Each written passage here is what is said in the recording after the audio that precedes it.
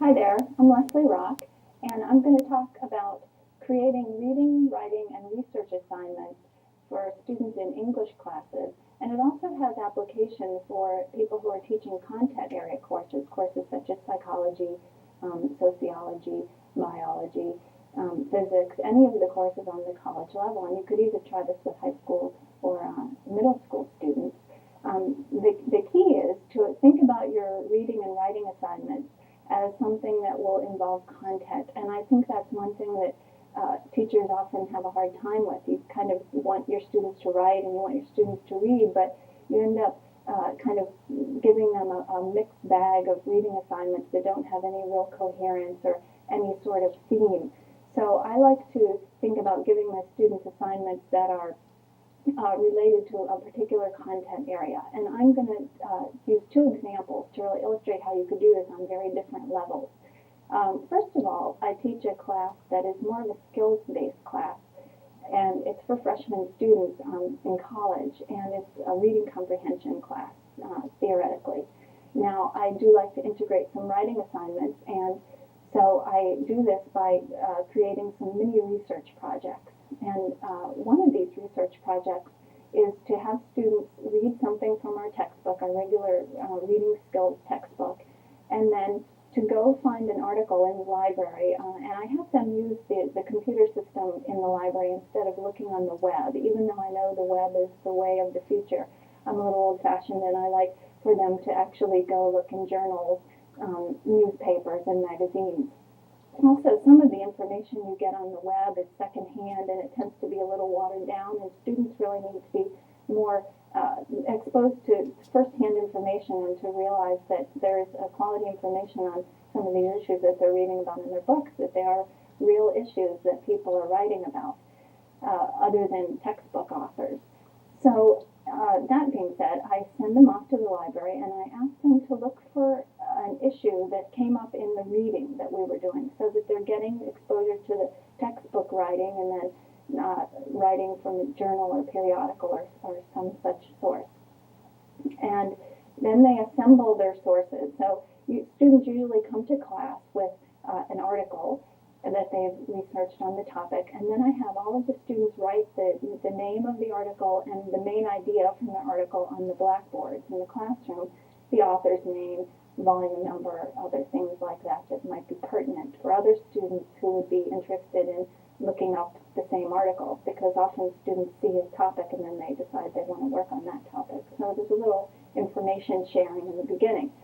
So students come in, they write the name of the article, the main idea, whatnot, on the board, and then everyone browses around at these different issues that have been brought to class, and they decide on their research project that they're going to do related to that topic.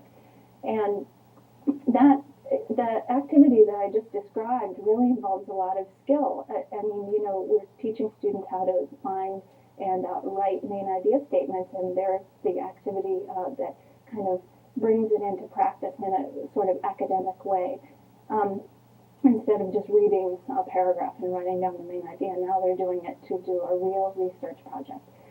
So they look at these titles and main ideas, and then they go off and start their own research project. And you can really arrange this however you'd like. I usually have students practice the skills that I'm working on in class, like concept mapping. Maybe they'll go find the article, draw a concept map of that article, which means any number of things. It could be a timeline, it could be clustering. It depends on what the pattern of organization was in that reading that they were doing, and often it's a combination of patterns, which is good for them to see as well. So they draw a concept map, maybe write a summary, and here they're bringing in all the skills that they've learned in class. And then the real key where they start to do some serious research, and even though it's on a very fundamental level, it's really beneficial for them, because we do it as scholars on all levels, all the way up to doctoral dissertations, master's thesis, and whatnot, even writing papers for presentations, is to bring the information from the different sources into one cohesive piece at the end. So it's sort of like writing a little literature review, if you will. Certainly not like a master's thesis, but it's a start. So students are always tempted to summarize the article, and then in the report again, write another summary of the articles. But what I encourage them to do is look for the issues in the article. So, for example, if you have 2 articles on smoking cessation programs, and you find out that, wow, the patch keeps coming up again and again, well, maybe that should be a heading in your report, and under that you can put both of the articles' information on that issue. And so they start to think about discourse communities and how writers respond to each other, and how writers are writing to create a body of knowledge, and then they become writers creating a new body of knowledge with their report. So even, just thinking about using that with freshman students on a skills level, you really get some kind of interesting projects. And so that's one thing I like to do with this reading class that I teach. And I have one more example that I use with a more advanced class. These tend to be sophomore students thinking about deciding on a major for their academic career. And I'm teaching a similar class, a reading class, but the needs are very different. So again, the goal is to integrate reading, writing, and research projects in a meaningful way for my students. So what I do with this class is I have 4 content areas that I determine by random, really. I just decide which ones I'm going to do at the beginning of that semester. And in the past, I've done biology, sociology, psychology, literature, history, and I arranged my course syllabus into those sections with equal amount of time devoted to each one, say 3 weeks for each section.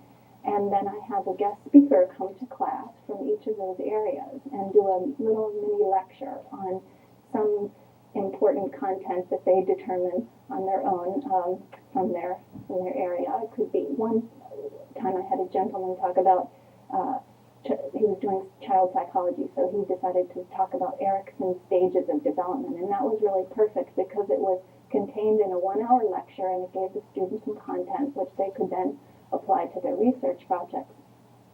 So in that 3-week period after his lecture, we did all kinds of different research, reading and writing assignments, which then culminated in a short research paper, about a 7 to 10 page research paper. And doing that paper, they learned all kinds of things. They learned how psychologists talk about different issues in the area. They learned more in depth about the theory, Erickson's theory.